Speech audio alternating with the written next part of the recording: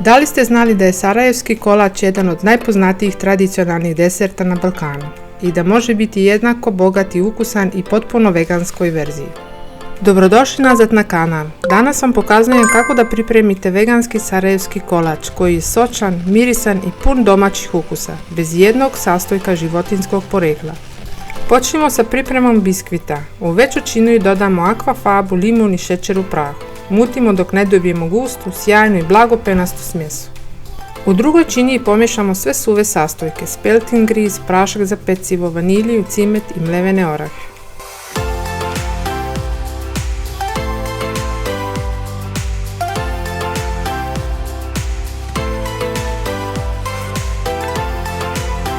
Kada su suvi sastojci lijepo sjedinjeni, dodamo ulje, biljno mlijeko i malo ruma i sve dobro promiješamo.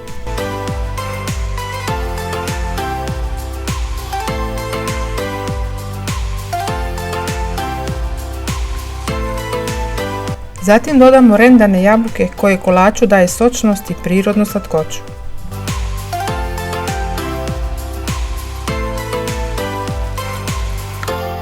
Akvafabu pažljivo umiješamo u smesu kašikom, polako i nežno, kako bismo sačuvali vazdušastu teksturu.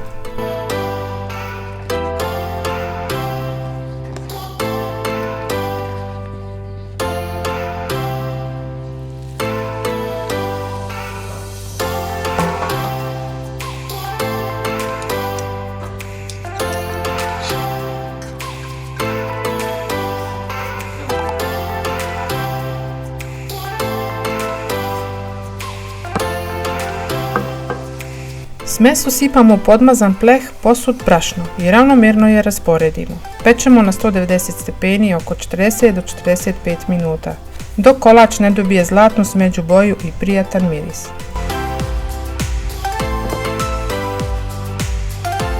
Sada pripremamo kremu. Skuvamo puding od vanilije u biljno mlijeko i ostavimo da se malo ohladi.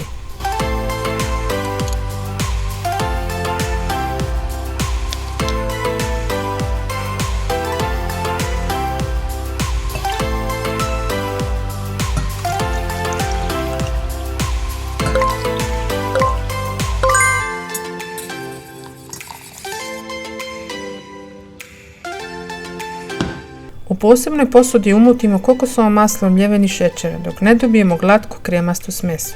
Postepeno dodajemo ohlađeni puding i sve zajedno miksamo u bogatu svilenu kremu.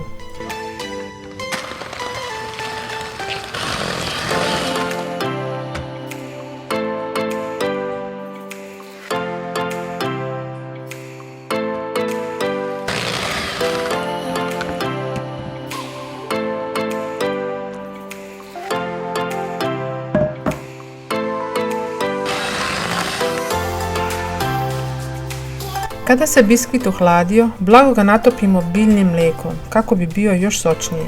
Zatim kolač ravnomjerno premažemo pripremljenom veganskom kremom. Ostavimo kolač da se stegne i poveže najmanje nekoliko sati, ali najbolje preko noći. Neposredno pre služenja pospemo ga mlevenim orasima za savršen završni dodir.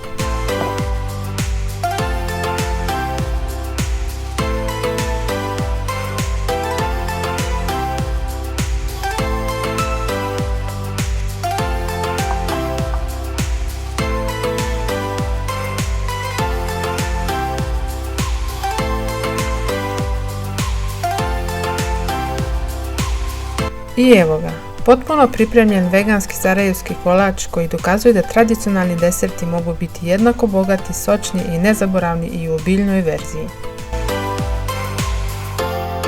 Ako vam se recept dopao, napišite u komentarima koji je vaš omiljeni veganski desert.